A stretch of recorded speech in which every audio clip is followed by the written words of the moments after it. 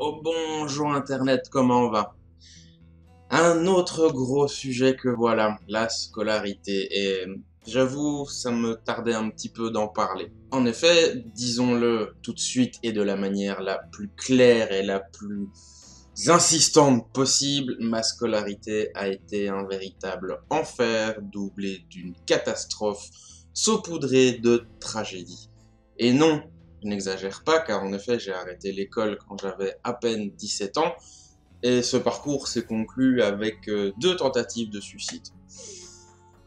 Voilà. Mais bon, j'aurai l'occasion de reparler un petit peu de mon vécu plus tard dans cette vidéo, surtout que je suis loin, loin, loin d'être le seul avec une expérience d'école pourrie. Un petit disclaimer aussi, je ne suis pas là pour décourager les gens d'aller à l'école et je ne suis pas là non plus pour, comment dire, taper sur les profs ou le système scolaire ou tout ce qu'il y a. Enfin, vous verrez un petit peu plus tard dans la vidéo, mais je suis pas là pour vous dire l'école c'est de la merde, n'y allez pas. Pas du tout.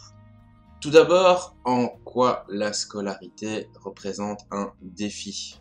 Déjà car, bien que l'école ait quand même un petit peu évolué depuis mon époque, encore heureux, elle est toujours un petit peu en retard, toujours un petit peu arriérée, dirons-nous. Le but de l'école, tout du moins jusqu'à ce qu'on ait 18 ans, c'est acquérir des connaissances plutôt générales, avec un petit peu de culture, un esprit critique, pouvoir un petit peu penser par soi-même, et aussi connaître quelques petits trucs qui peuvent être utiles pour la suite de notre vie.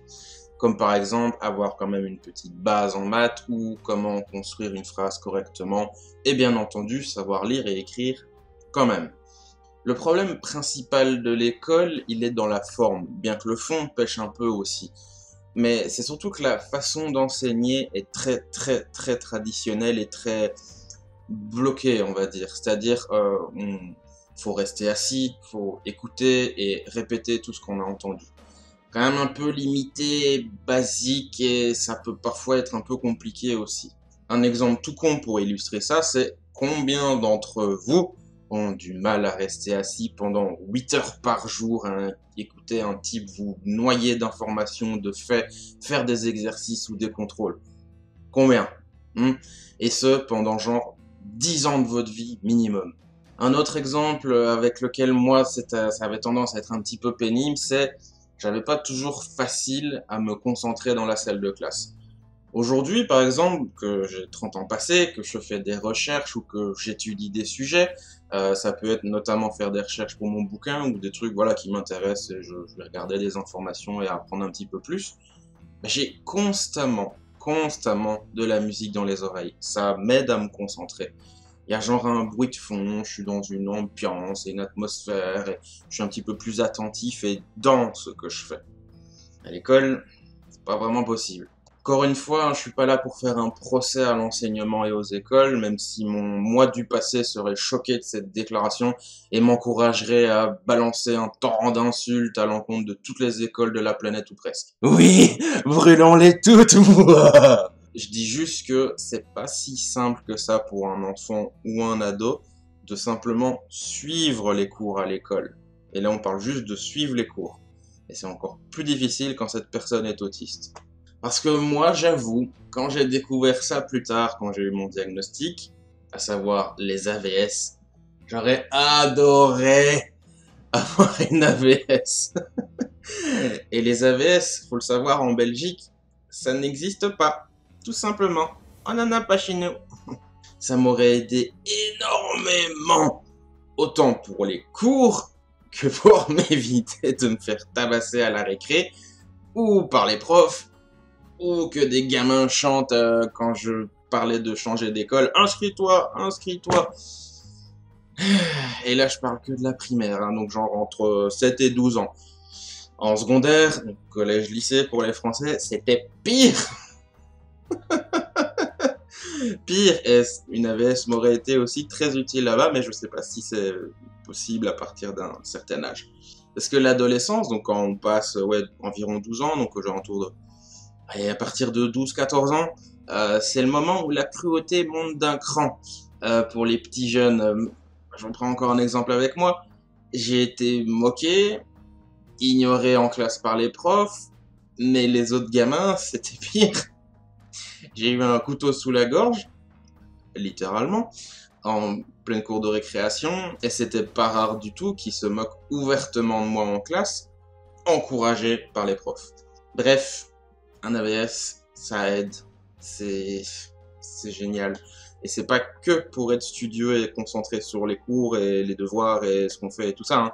C'est aussi de se sentir moins seul, sous réserve que l'AVS soit bien et qu'il fasse bien son job. Parce que on n'est plus tout seul face à une meute de potentiels prédateurs, en fait. Combien de fois j'ai limite couru pour prendre mon bus pour rentrer chez moi car un tel ou une telle avait dit que j'allais m'en manger une belle à la sortie de l'école. Et déjà en maternelle aussi, je me planquais sous des cuves à mazout pour pas me faire taper. Je suis un peu une victime. Un AVS, si c'est possible, hein, pour un gamin autiste, c'est le top du top du top. Encore une fois, sous réserve qu'il soit bien. Parce que non seulement il va veiller à ce que ça se passe bien dans les cours, et ça va un petit peu encourager l'enfant et le jeune à faire bien ses devoirs, etc. Mais ça va aider aussi en dehors un petit peu. Parce que non seulement ça peut l'aider à mieux assimiler les leçons, mais ça peut aussi l'encourager un petit peu à se faire des copains, ou à poser des questions, ou à faire ses devoirs, et j'en passe et des meilleurs. Franchement, un AVS, c'est magique. C'est une aide en plus pour l'étudiant, et croyez-moi, c'est clairement pas du luxe pour une personne autiste d'avoir un coup de pouce parmi l'océan de difficultés qu'il va traverser. Faut se rendre compte que l'école, pour un enfant, jeune ou plus grand, c'est pas qu'un endroit où ça fait chier d'y aller parce qu'on va apprendre des trucs qu'on juge un petit peu casse-burne, mais c'est aussi un endroit euh, potentiellement, j'insiste sur le potentiellement, réellement dangereux, où on peut se faire démonter la gueule ou être humilié, autant par le corps professoral que les élèves. C'est pas toujours le cas, hein. Voilà, on va quand même un petit peu dédramatiser. L'école n'est pas un monstre, mais ça arrive que ça soit le cas. Et voilà. Et c'est putain de tragique parce que l'école, ça devrait être un endroit où on s'enrichit, où on apprend des trucs géniaux, on se cultive, on découvre, que ce soit des trucs un peu intellectuels comme le théorème de Pythagore ou la philosophie, mais on pourrait aussi découvrir des trucs un petit peu plus culturels ou cool ou je sais pas moi, qu'est-ce que c'est un gigawatt, ou en tout cas qu'est-ce que ça pourrait être un gigawatt dont il parle dans Retour vers le futur. 2,21 gigawatts 2,21 gigawatts Mon Dieu mais enfin c'est quoi un gigawatt?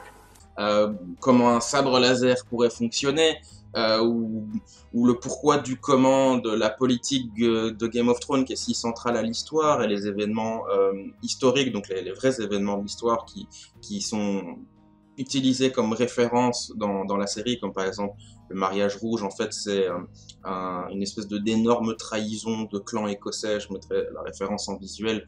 Ou alors si des élèves écoutent de la musique en permanence, ou ils sont passionnés de musique, on pourrait leur expliquer en quoi le monde de la musique, bah en fait c'est un petit peu des maths. Ou alors s'ils jouent à des trucs de guerre comme je sais pas moi Warhammer quand moi j'étais gamin, ou les jeux actuels comme Battlefield, Call of Duty, etc. Ils pourraient aborder des éléments de réflexion ou de philosophie ou de sagesse de l'Asie, comme par exemple l'art de la guerre de Sun Tzu.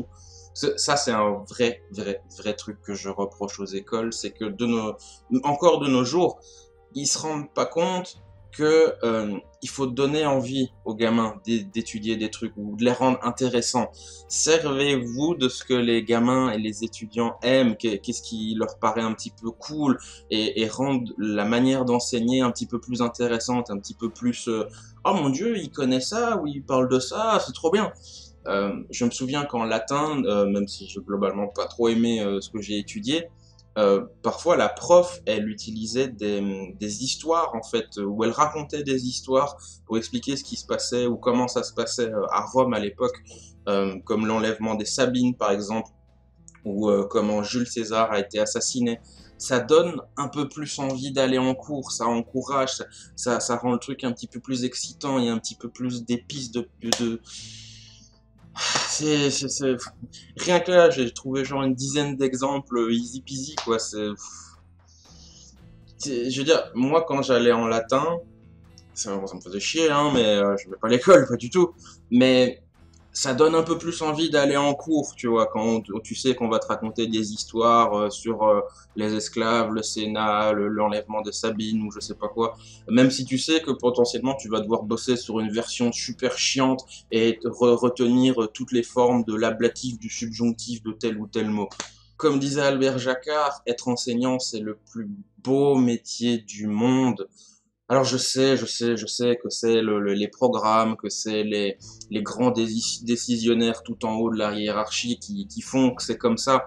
Et encore peut-être même eux, ils n'ont pas forcément le pouvoir et tout. Je suis pas en train de dire que c'est la faute d'un tel ou d'une telle. Je fais plus un état des lieux, on va dire ça comme ça. Mais les, les profs, même s'ils peuvent pas vraiment faire ce qu'ils veulent dans leur manière d'enseigner, ils peuvent pas faire comme ci ou comme ça et que c'est compliqué, on change pas la manière d'enseigner comme ça du jour au lendemain d'un claquement de doigts. Mais pitié, pitié, pitié, juste essayez. Essayez d'être un peu plus attractif, essayez de donner un petit peu envie d'aller à l'école, s'il vous plaît. C'est, c'est quand même pas la mer à boire, hein. Je sais pas, accompagner une leçon d'une vidéo YouTube que vous avez trouvée, genre une autre méthode d'apprendre à compter.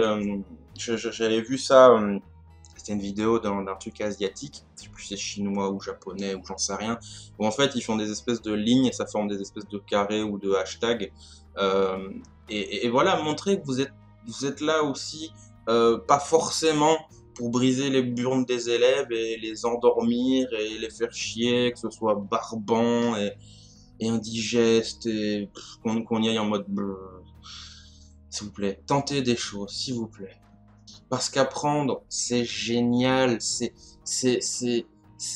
une écrasante vaste majorité des personnes de la planète ne demandent que ça en vrai, d'apprendre. Sauf qu'il y a plein de gens qui sont dégoûtés, ça, dès leur plus jeune âge, que ce soit par la matière enseignée, ou la façon dont c'est enseigné, ou l'attitude du prof, l'ambiance dans la classe, l'atmosphère de l'école dans son ensemble, ou plein d'autres raisons. Et c'est juste horrible, quoi. Oh, quelle catastrophe. Je m'emballe un peu. Déjà, moi, j'ai été marqué à vie par l'école pour plein de choses, mais je vais prendre un exemple un peu plus bateau et qui concerne mon avenir et ce que je fais maintenant, c'est j'ai été dégoûté de lire. Alors que lire, c'est génial. Enfin, il y a tellement de bouquins magnifiques et merveilleux. Enfin, faut pas oublier un truc aussi, c'est que quand on est jeune et qu'on va à l'école, la majeure partie de notre vie, de nos journées, du quotidien, ça se passe à l'école. On passe plus de temps à l'école que chez nous. C'est genre, on rentre chez nous, il est genre 19h, 20h, et on va dormir, et on a le temps de faire ses devoirs, manger vite fait, et puis, et hop, le lendemain, à 6h, on se réveille, on est reparti. C'est... Je conclurai en disant que personnellement, moi je ne regrette pas d'avoir arrêté l'école à 17 ans. En fait, j'aurais même probablement dû arrêter plus tôt. Mais ma situation à moi, elle est ultra particulière et au moins tout autant compliquée. Entre ma mère qui avait abdiqué de son rôle, mon père qui était mort quand j'avais 3 ans et mes beaux-pères qui n'étaient pas forcément au point, ni présents, ni ce que vous voulez, l'incendie de ma maison, le mauvais traitement des profs et des élèves, les déboires amoureux, les tentatives de suicide, le fait que j'étais diagnostiqué autiste plus tard, etc. Vous vouliez que ça se passe comment? Mais, voilà, hein, c'est vrai que c'est dommage et que j'aurais probablement aimé continuer mes études. Bon, je ne serais pas qui je suis aujourd'hui, mais déjà rien qu'à voir mon CESS, donc le bac pour vous, ça aurait été quand même pas une fierté, mais c'est quand même le principe. Voilà, là, moi, je l'ai même pas. Je crois que pour vous, l'équivalent en France, j'ai ce qu'on appelle le diplôme du collège ou un truc comme ça. En Belgique, c'est le diplôme de 4e secondaire technique. C'est même ça qui m'a permis d'avoir le chômage quelque temps. Mais ouais, j'aurais aimé faire des études. Philosophie, psychologie, histoire de l'art, hein, plein de trucs que j'aurais aimé potentiellement faire, qu'on ne saura jamais. Enfin, si je pourrais y retourner, mais bref, c'est un autre sujet. Mais l'école, si c'est pas un véritable enfer comme j'ai vécu, parce qu'il y en a une sur 1000 qui est juste atroce et qui broie les élèves et tout, ça vaut la peine parce que on apprend blindé de trucs, on est au contact des gens, donc ça développe un peu aussi l'aspect social. On se fait des amis, parce que même moi, dans ce contexte atroce, j'ai réussi à me faire des amis, notamment à l'école, et mon meilleur ami, bah, j'ai rencontré à l'école. Et puis, bah, c'est dommage, mais bon, c'est un peu obligé d'aller à l'école pour plus tard faire des études supérieures et avoir un métier qui est pas trop pourri et compagnie. Donc, bien sûr que l'école, c'est important, très, très, très important même. Aller à l'école, il faut. Il faut. Après, il y a des méthodes alternatives et c'est tout le monde ne doit pas forcément y aller. Il y a des situations où bah, il faut enlever l'enfant de l'école. Mais de base, essayez quand même de considérer que c'est bien et il faut y aller. Mais, car il y a un mais, l'école ne doit pas être une épreuve insurmontable où on retrouve son gamin ou son jeune adolescent ou ce que vous voulez en larmes tous les dimanches car le lendemain on retourne à l'école. Là il y a un problème et voilà, il faut consulter, en parler et trouver des solutions parce que ça c'est pas normal du tout du tout. Voilà, j'espère que j'ai quand même réussi à être un peu, comment dire, juste au niveau de la balance entre les problèmes et les trucs bien que propose l'école.